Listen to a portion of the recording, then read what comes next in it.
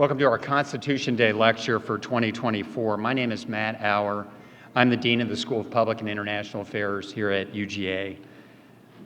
The U.S. Constitution was signed on September 17, 1787, and the celebration of the U.S. Constitution goes back to 1940. But more recently, in 2004, it was actually turned into a federal holiday, and it was really meant to be an occasion to reflect on the Constitution, think about its historical and contemporary importance, and that's what we want to do today. So today's event would not have been possible without the generous support of several organizations, both on and off of UGA's campus. So I first would like to thank the Jack Miller Center for their generous support of this event. They've done that for a number of years now. The Wilson Center for Humanities and Arts here at UGA, the SAVE Fund, the Department of Political Science and the American Founding Group, which, by the way, is led by Professor Keith Doherty, and Professor Doherty is instrumental to this event each year, including this year. Thank you. A very special thanks to Keith. Also, a special thanks to the Provost's Office for including today's lecture in the Provost Seminar Series on Academic Excellence. Thank you to Lauren Ledbetter and Wendy Finch, to the student ambassadors from SPIA, Sarah Causey for leading Constitution on the Quad, which I think was very successful. I didn't hear any wrong answers, which is pretty good. So that's a testament to Keith and his instruction.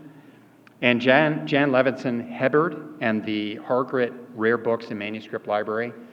They have displayed some really neat historical documents towards the back there. If you get a chance on the way out, please have a look.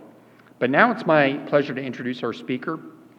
Eric Nelson is the Robert M. Beren Professor of Government at Harvard University.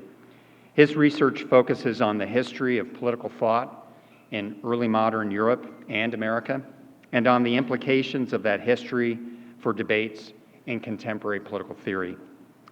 Nelson is an award-winning author of several books, including most recently, The Theology of Liberalism, Political Philosophy, and the Justice of God. He has also edited Hobbes's translation of the Iliad and the Odyssey for the Clarendon edition of the works of Thomas Hobbes. He's published many essays in a wide range of scholarly journals and edited volumes. Professor Nelson has been awarded fellowships by the John Simon Guggenheim Memorial Foundation and the American Council of Learned Societies. He has also been a junior fellow in the Harvard Society of Fellows, a fellow of Trinity College in Cambridge, England, and a British Marshall Scholar. I ask you to join me in welcoming Professor Nelson as our Constitution Day speaker. Thank you.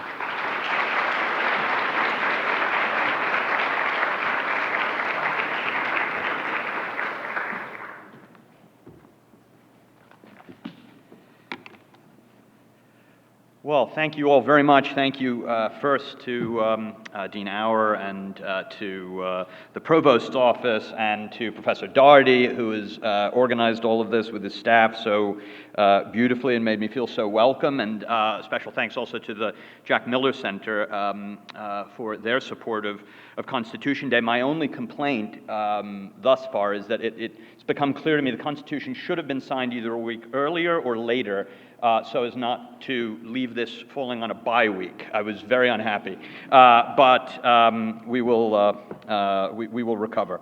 So I want to begin by looking at a very recent piece of news, and that is the Supreme Court's decision in Trump versus the United States.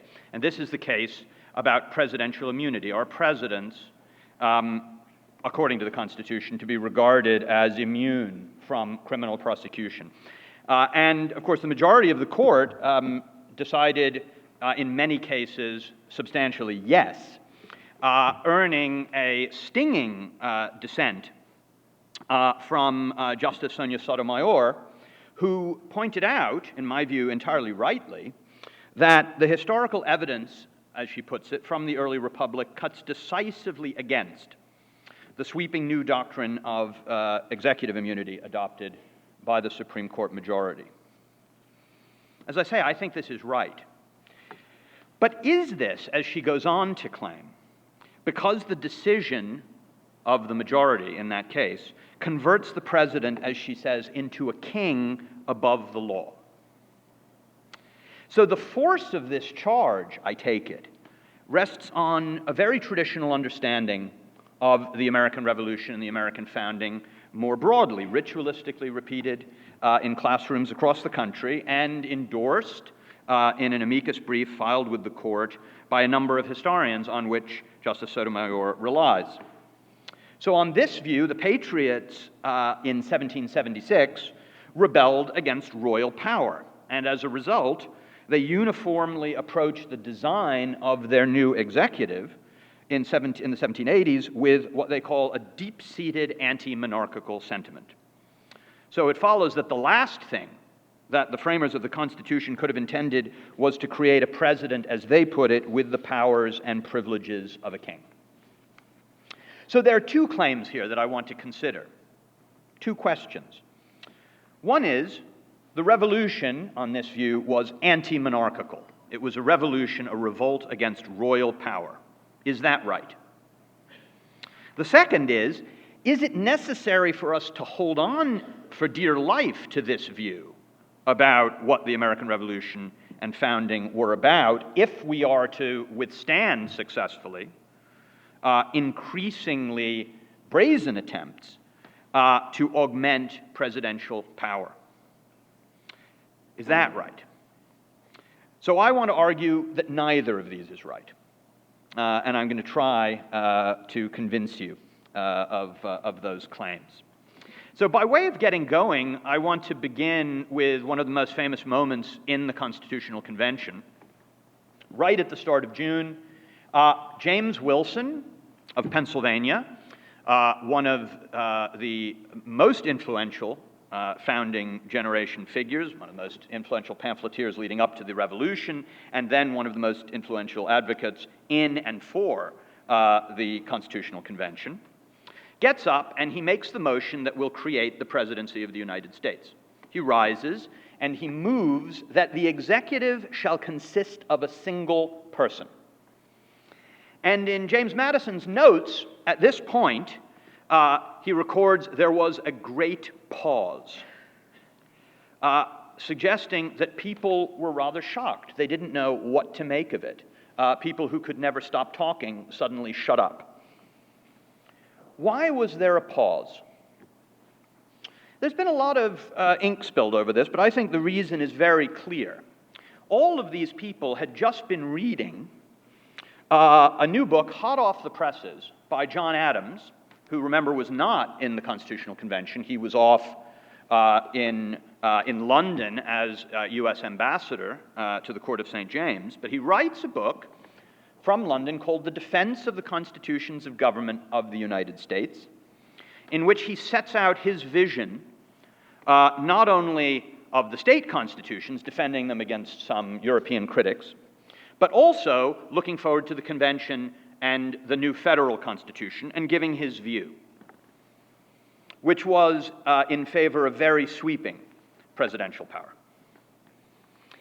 And the reason, I take it, that everyone caught their breath at this moment is because they just read in Adams's defense that the executive in a single person is Adams's definition of monarchy. He says, by monarchy or kingly government, I mean the executive power in a single person. So had James Wilson just made a motion to create an American monarchy? Well, that's certainly what his first critic supposed. This is Edmund Randolph of Virginia. He gets up and he speaks against Wilson after the pause settles, and he says this is a terrible idea because it will create what he calls a fetus of monarchy. That's to say, maybe not the sort of fully grown thing, but the seeds of it will grow out of this executive. And we just fought a revolution against the British crown to get rid of royal power. So why on earth, sounding very much like these historians in the amicus brief, why on earth would we follow Wilson, having just gotten clear of this dangerous monarchical figure? Why would we create another? At this point, Wilson gets up and he says something very interesting, recorded in the notes of Rufus King. He says, "The people of America in the Revolution did not oppose the British king, but the Parliament. The opposition was not against a unity, but a corrupt multitude." So he's understood the stakes of the disagreement. We're going to have an argument now about what the revolution was about, because Randolph's gambit is to tar Wilson's proposals being counter-revolutionary. We fought a revolution against royal power. Now you want to introduce it. Wilson has to respond, and his response is that's not what the revolution was about at all. Our complaint was never with the king. Our complaint was with Parliament. One of the very interesting little sort of side notes about this is that the man who transcribed this statement clearly remembered it very clearly. Because years later, Rufus King was in the Senate, decades later, this is the 1830s, and he meets Thomas Hart Benton of Missouri, another senator, ancestor of the artist, who in his memoirs, that is Benton's, recalls a conversation with the aged Rufus King. As he says, upon the formation of the Constitution in the Federal Convention of 1787. On this occasion, he explained, King said some things to me which I think ought to be remembered by future generations to enable them to appreciate justly those founders of our government who were in favor of a stronger organization, that is, executive, than was adopted. He says, "You young men who've been born since the Revolution look with horror upon the name of a king and upon all propositions for a strong government." Again, government there means the executive. "It was not so with us. We were born the subjects of a king, and we were accustomed to subscribe ourselves His Majesty's most faithful subjects. And we began the quarrel which ended in the Revolution not against the king, but against his Parliament." So just endorsing what King had said on the floor of the convention all of those years earlier. What are they talking about? Why would these enormously important figures in our constitutional tradition have thought such a thing? Well, in essence, that's the story I want to try to tell you. And it requires us to go back to the origins of the imperial crisis that ultimately issues in the Revolution and the rupture. Because after a number of fits and starts, those we call patriots, that is the American opposition to the British ministry, reached a very striking and, to their critics, surprising and outrageous constitutional view. That is, they came to hold the view that what was wrong with the Stamp Act and the Townshend Duties and the Declaratory Act and all the other parliamentary statutes to which they objected was not, as they first argued in the earlier 1760s, that Parliament had overstepped in some way or another the legitimate jurisdiction it had over America. But on the contrary, that Parliament, on the proper understanding of the English and imperial constitution, has no jurisdiction whatsoever over America. They argue that Parliament, rightly understood, is just the legislature of Great Britain, in no way that's interestingly different from the way that the Massachusetts General Court is the legislature of Massachusetts, and just as the legislature of Massachusetts has no right to legislate for British subjects, likewise, British subjects in their parliament have no right to legislate for people in Massachusetts, and so on with each of the colonies. But that doesn't mean, they say, that we're independent states. We are dependent. We're part of something called the British Empire. How? Well, we're dependent solely on the person and prerogative of the king. George III is king separately of each of his separate dominions, and he's to govern them in conjunction with their respective legislatures. Okay, but then how do you get a coherent imperial policy on things like trade, which was an absolutely central question? How do you get everybody playing on the same side? Used to be Parliament that would do that work. So the position that the Patriots develop, rather strikingly, is that these powers have to be given to the king. It's the king who has to be the coordinating, as they put it, harmonizing power of the empire. And he has to do this by vetoing bills in all of the Dominion legislatures, including Parliament, that run afoul of the interests of the whole.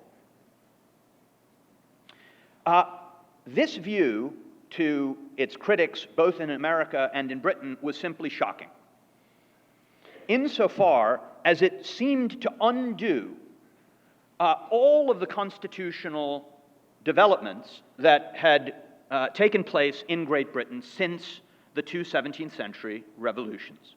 That's to say, the whole point of the English 17th century had been to subject the king to Parliament, to ensure that there no longer was such a thing as the king outside Parliament. No king had vetoed a parliamentary bill, they thought, since the Glorious Revolution. Although, in fact, it had happened in 1707. That was the last veto, for those of you keeping score.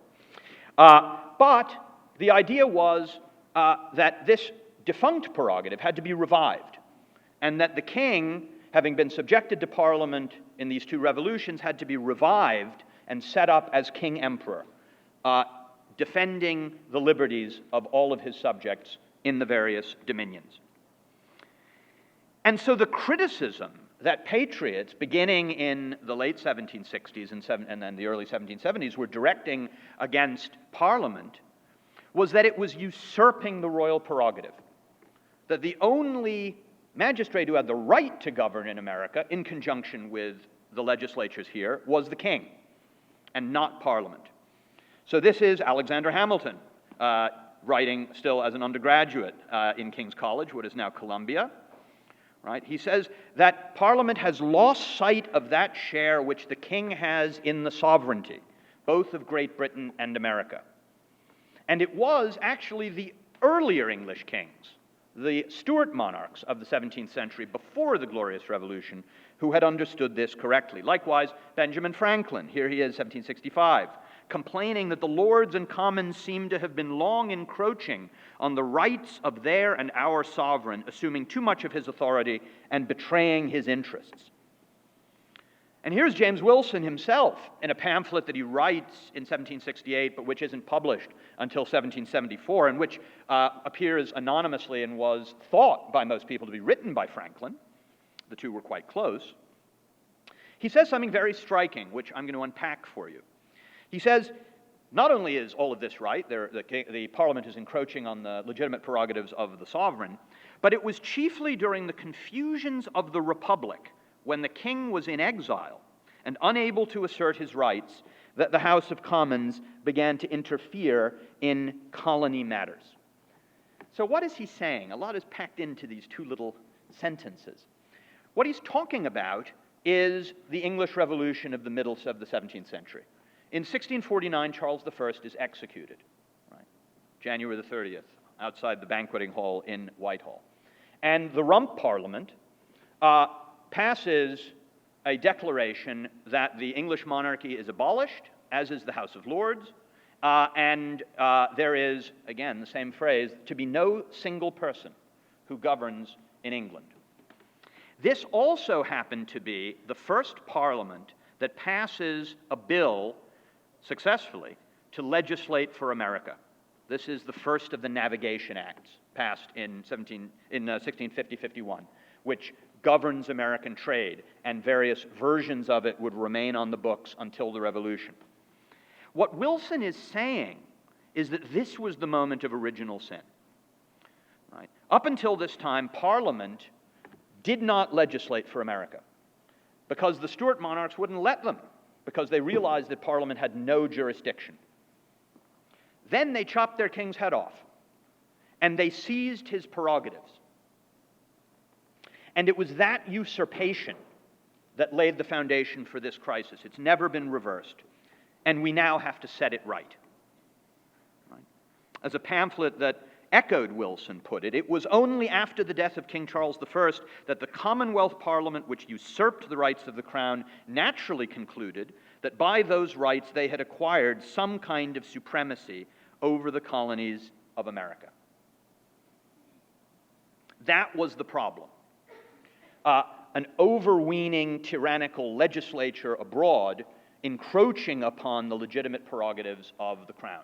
The problem was the crown had become too weak, not too strong. And the degree to which very familiar American figures internalized this view might seem to us really surprising these days. So here is a wonderful example. This is Benjamin Rush, one of the most important founding fathers, very dear friend, as some of you may know, of John Adams. He's in medical school in Scotland, and he goes to London, and as a tourist in 1768, then as now, you might go along to the Houses of Parliament and have a look around. And he does.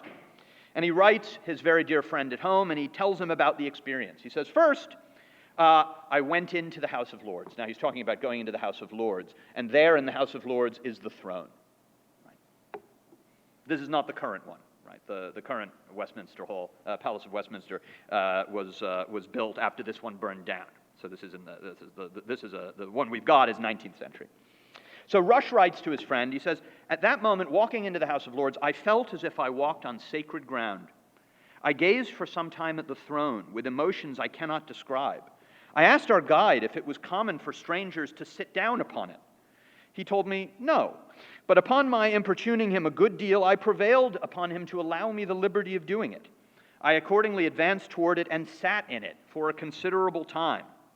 When I first got into it, I was seized with a sense of horror, which for some time interrupted my ordinary train of thinking. This, said I, and he's quoting a well-known poem from the period, is the golden period of worldly man's wishes. His passions conceive, his hopes aspire to nothing beyond this throne. He doesn't know what to do with himself. He's so transported. Then he says, I went on to the House of Commons. I cannot say as if I felt I walked on sacred ground here. This, thought I, is where the infernal scheme for enslaving America was first broached. Here the usurping commons first endeavored to rob the king of his supremacy over the colonies and divide it amongst themselves, O cursed haunt of venality, bribery, and corruption. Right. So exactly the same story. The throne is this grand symbol of imperial power, and we feel all this wonderful, warm and fuzzy allegiance toward it, and then we go into the House of Commons, and this is where the usurpation took place. This is the danger. This view was then turbocharged in the early 1770s by the distribution of a set of materials which otherwise were unknown in America, and these were the actual journals of the House of Commons, sort of minutes of the parliamentary debates from the final parliaments of James I and the first parliaments of Charles I. So beginning with the 1621 Parliament.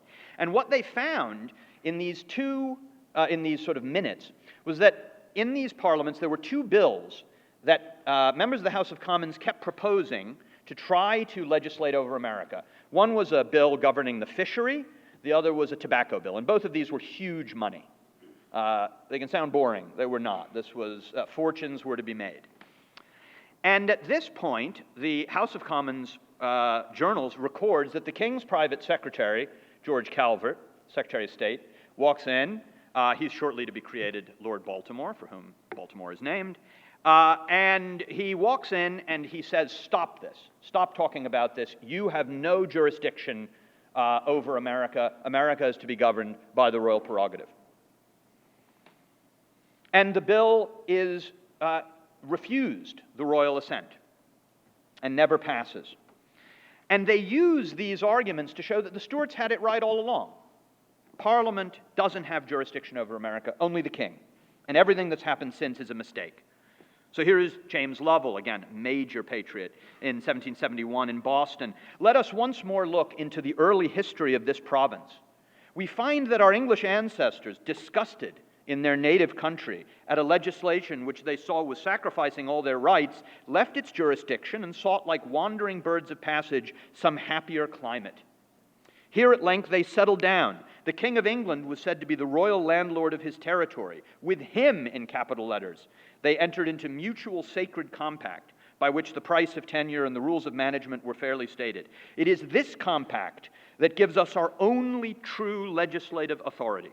The claim of the British Parliament over us is not only illegal in itself, but a downright usurpation of his prerogative as King of America.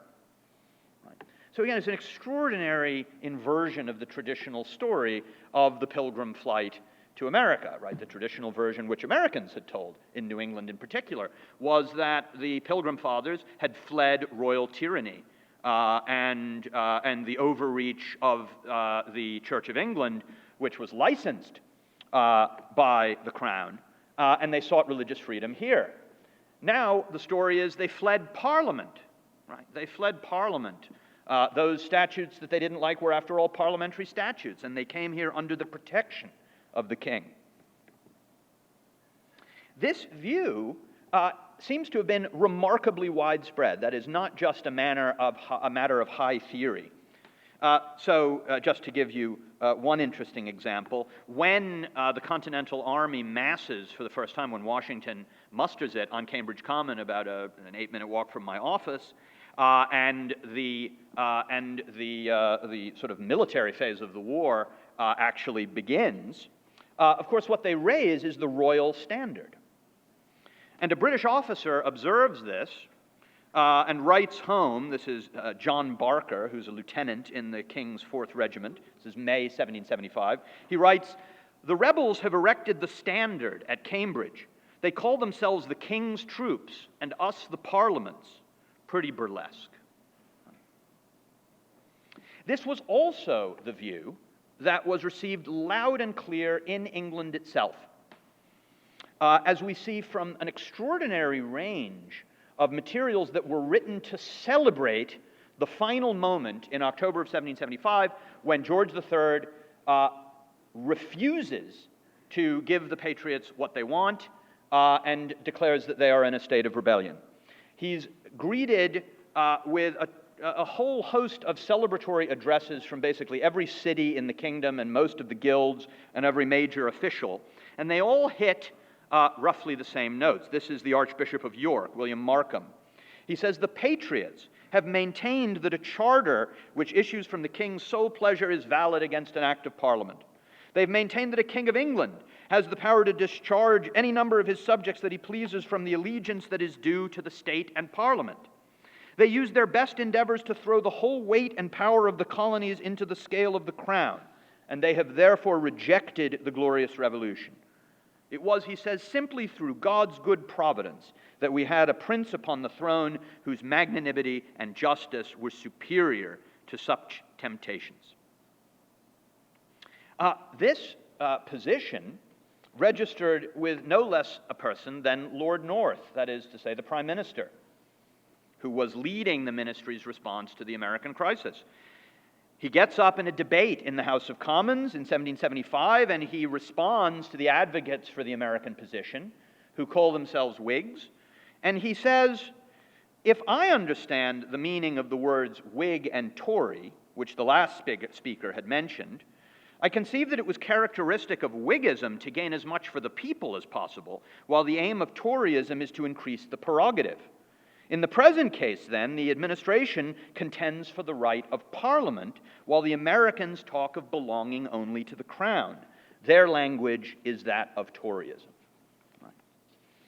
So the idea was that the Americans in opposition had gravitated toward this position, which amounted to a full-scale repudiation of the sort of anti-monarchical tradition in British political thought, the tradition that had subjected the king to Parliament and defanged or eliminated most of his prerogatives and replaced his own government with a ministry, with something like a cabinet government made up of ministers who had to maintain the support of Parliament and who had to sit in one of the two houses.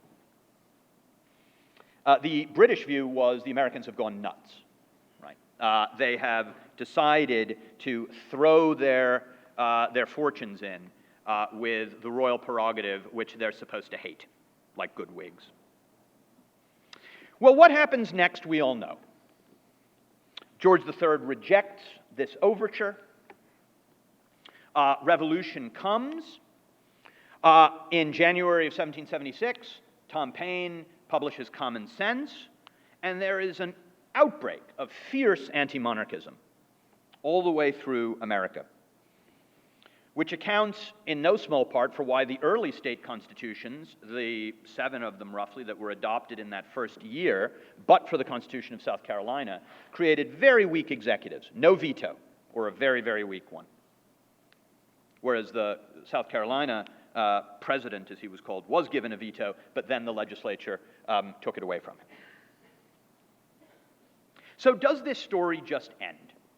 Is this just a story about the eve of revolution and a set of argumentative, lawyerly maneuvers that patriots had come up with, which they then jettisoned once the context changed, the imperial crisis was over, and it was now time to found a new country? And the answer is surprisingly no. The same figures who got into print in this earlier period, offering this extraordinary defense of the royal prerogative, this deep concern about the tyrannical potential of legislative power, this enthusiasm for the prerogative, and in particular for the veto, never stopped arguing in this way. And they become the major advocates for a strong chief executive in Philadelphia in the convention. These are the same figures: John Adams, Alexander Hamilton, James Wilson, James Iredell, Gouverneur Morris, and so on. The interesting point, and the one that brings me to my second question as I wind down, is that in the convention, we have to remember, no one gets quite what they want. Everyone leaves unhappy. To be sure, this group of theorists get quite a lot of what they want. John Adams had written to his son in March of 1787, just as the convention was going to get going. He says, before this reaches you, his book will have arrived. It's Abigail talking about her discussion, her exchange with Adams. I should like to know its reception. I tell him they will think in America that he's for setting up a king. He says no, but he is for giving to the governors of each state the same authority which the British king has under the true British Constitution, balancing his power with the other two branches. And this is exactly what he wants for the federal convention. And they get a lot of what they want. They get a single chief magistrate. Wilson's motion passes, after all. He's going to be given a veto. He's going to be given appointment power. He's going to be given the powers of commander-in-chief, crucially the power of pardon, and a number of other authorities. But they also don't get a lot of what they want, and they lament this for the rest of their lives. For instance, they all thought the president should serve for life. And we tend to forget that a motion was made for a presidential life term on the floor of the convention. It was supported by 4 state delegations, including Pennsylvania and Virginia. It was defended on the floor by a group of figures, very wide range, including James Madison, and we know that George Washington voted for it from the chair. It failed, and these folks felt that that was a very dangerous mistake. And I'm going to come back to that in a moment. Other things they lost. The veto is not absolute. That is, it can be overridden by a congressional supermajority. Ultimately, they decide to make they're able to make their peace with this change because they become persuaded, as some of you will know from reading The Federalist, that actually a veto that can be overridden makes the executive stronger because it makes it less dangerous to use. The appointment power. They wanted the president to be able to appoint all executive offices, and in some cases judges, without any involvement by the Senate. They didn't get that. So there are any number of things they didn't get. And this is what explains, I think, how I want to answer that second question. So you remember my second question, and here's where I'm going to end. My second question was, is there anything to the thought, which certainly makes a degree of intuitive sense, that the more you agree with the kind of story I've just been telling you, the more likely you are going to be to think that the framers of the Constitution intended very sweeping presidential powers in the context of the current debates that we're having? That is to say, if you take the view that I've just been laying out, is that going to make you more likely to support the sorts of claims for executive power that we've seen recently, including, for instance, the claim that presidents should be immune from criminal prosecution in many cases. And conversely, the more you take the revolution was a revolution against the crown and against royal power, doesn't that make a safer foundation for attempts to curtail sweeping and dangerous claims to presidential and executive power? And I think the answer is straightforwardly no. And I think that immunity gives us a very good instance of why that's the case. Because rather counterintuitively, when you look at the records of the convention, the figures who were most involved and most enthusiastic about the requirements not only that there should be impeachment as a possibility for the chief executive, but also the language in the Constitution that allows for subsequent criminal prosecution separate and apart from impeachment, were the very same figures who wanted the most powerful sort of monarchical figure. Why? Well, because they worried that the chief executive that they were getting was too weak rather than too strong. The person who actually proposes this and defends it at length on the floor is Gouverneur Morris, who, remember, favors a presidential life term. He's the one who says we need the impeachment power and we need the ability to prosecute our presidents. Why? Because he is much more dangerous as a term-limited magistrate than he would have been as a life magistrate, or even better, a hereditary monarch. Because a hereditary monarch, all of these people believed, had interests that were bound up in a very stable way with the interest of the realm as a whole. His incentives, we would now say, are aligned with the incentives of the entire political community. What incentive could be greater for a magistrate to have to keep the realm prosperous than the certainty that it's going to pass as an inheritance to his son? Right. He will seek the well-being of the whole. He will therefore be uncorruptible. A life magistrate, not as good, but still pretty good. A magistrate who serves for 4 years, or 8 years, or whatever it is, very dangerous. As Morris puts it, our executive, the one we're getting, is not like a magistrate having a life interest, much less like one having a hereditary interest in his office. He may be bribed by a greater interest to betray his trust. A foreign power might bribe the president to act and use the prerogatives of his office in dangerous ways that have nothing to do with the public interest because he doesn't have enough skin in the game, the way that a hereditary monarch would.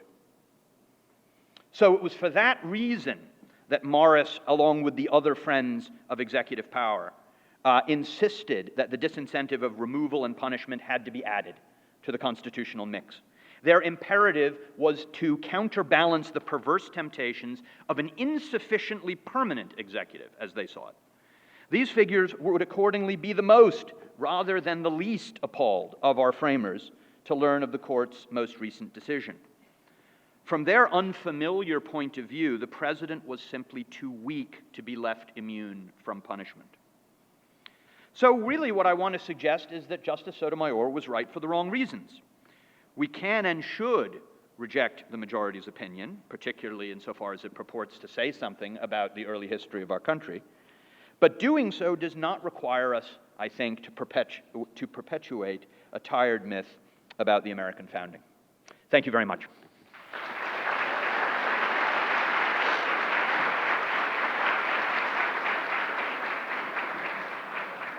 Thank you so much. Do we have questions? I know some of you have to go to class. Yes, that's true. I was going to ask if you think the hereditary monarch having an interest tied to the land is similar to property rights, encouraging stewardship of the land?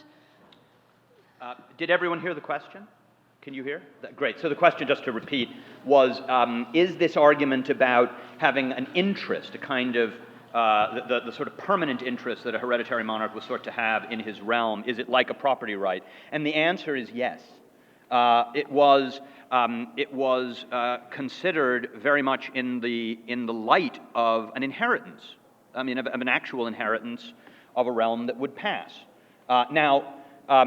This was less emphasized by monarchs in the period we're talking about, as monarchy, particularly in England, changed its character really fundamentally. So initially, as you probably know, English monarchy is feudal. And as a legal matter, pro forma, it remained that way. That is, king as universal landlord, and you have tenure from the crown, right? When you're a landowner. But this becomes a legal fiction over time, and the idea is that Englishmen own property in fee simple, and so it's not that the country belongs like real estate to the monarch anymore. But the language that's used is very much the language of property rights and inheritance, and particularly the language that's used is used and sort of very similar to the language that's used about a particular way of thinking about inheritance, which is known as entail. This is what you might call the Jane Austen problem. So every Jane Austen novel is about this, right? There's a problem about entail. What does this mean? It means an estate, right, is legally encumbered so that it has to pass absolutely intact to the closest male relation. The person who owns it can't divvy it up, can't sell it, is very constrained by what he can do because he only has what's called a life interest in it, right? You don't really own it. You just get to enjoy the benefit of it during the course of your life, and then it gets passed to the next person. And the crown was considered an archetypal case of this kind of arrangement, right? You couldn't, as monarch, for instance, alienate the royal prerogatives absent the consent of Parliament, because they had to be passed on intact. Right? Similar language was used, by the way, about the liberties of the subject. They were also a kind of inheritance that was inalienable in this sense, meaning you couldn't sell them, you couldn't get rid of them because they had to be passed on intact to the next generation. So the idea that all of this is discussed in the language of property and inheritance is absolutely right, so it was very well spotted of you. Thanks. So there's a big debate among legal scholars today about the legitimacy and kind of constitutionality of the administrative state, which is comprised of all the executive agencies other than the president. I was wondering what your thoughts were on how the founders would interpret the administrative state and if it was legitimate or not at this point. I know it's a big question, but it's a biggie. Yeah. It's a really big. Did everyone hear? So it's okay. So the one issue, of course, is that the founders could never have contemplated anything like the administrative state that's emerged in the modern history of the country. However, there already were in English constitutional sort of law with a lowercase l, that is constitutional norms, very interesting sort of limitations on the direct manner in which the king or the crown could control appointments to executive office. So if you got the further you went down into the lower offices, it was considered less a matter of the royal prerogative to fill them. The royal the way in which royal power interacted with the ministries, as they were called, or the various boards, for instance, the thing that actually governed America, and when it was said that the crown disallowed a bill, let's say, because the crown did veto bills, not technically a veto, but I'll call it that, passed by colonial legislatures. When the crown did that, it was actually something called the Board of Trade, which was a sort of bureaucratic office in London that was in charge of governing for the ministry, the overseas colonies. And Americans were very sophisticated about this. They knew it wasn't George III in his study doing anything. So even in the British case, in the 18th century case, it's not a simple question. But one of the things, and there's a wonderful recent essay about this by a former student of mine named Jonathan Gnapp, who now teaches at Stanford. One of the things that you have to remember is that their debates are not our debates, right? Even when it might look superficially like it. So we debate executive power and whether the vesting clause in Article 2 vests the entire executive power or only enumerated executive powers in the president. We debate non-delegation and the administrative state and all of this stuff. A lot of these questions simply didn't occur to them. They weren't, on their radar. Just to speak about the issue of the executive, the debate they were having was not about the president's executive power. Everybody agreed the president should have the executive power. Even the governors of the states where governors were the weakest had the executive power. The controversy was about which non-executive powers they should have. In particular, the veto, which was not an executive power. It was made, the veto made the king or the governor or the president, in fact, a branch of the legislature. Right? So it's a legislative power, a legislative prerogative. They were debating that. They were debating war and peace. They were debating any number of things. They were not debating the fine points of the question of what the executive power actually means and how it does or doesn't relate to the degree to which presidents should control departments. It just was not something they were talking about, and one of the ways we know this is because the first thing that the new Congress in 1789 had to tackle was the problem of removal. Right? I mean, that's to say, Congress convened, and this question arose. The Constitution says that the president, with the advice and consent of the Senate, shall appoint to offices of the executive branch. Who's allowed to remove them? Doesn't say. Does the president, can he do that by himself? Does he need the consent of the Senate to remove a nominee? They then have to have a whole debate about this. Right? And the answer, I would guess, is that there is no fact of the matter about what they thought about this in the Constitutional Convention. It was not something they were focused on. So quite similarly, I think, about certain aspects of the administrative state. We have to resist the temptation to sort of project our questions backward onto them. Yeah.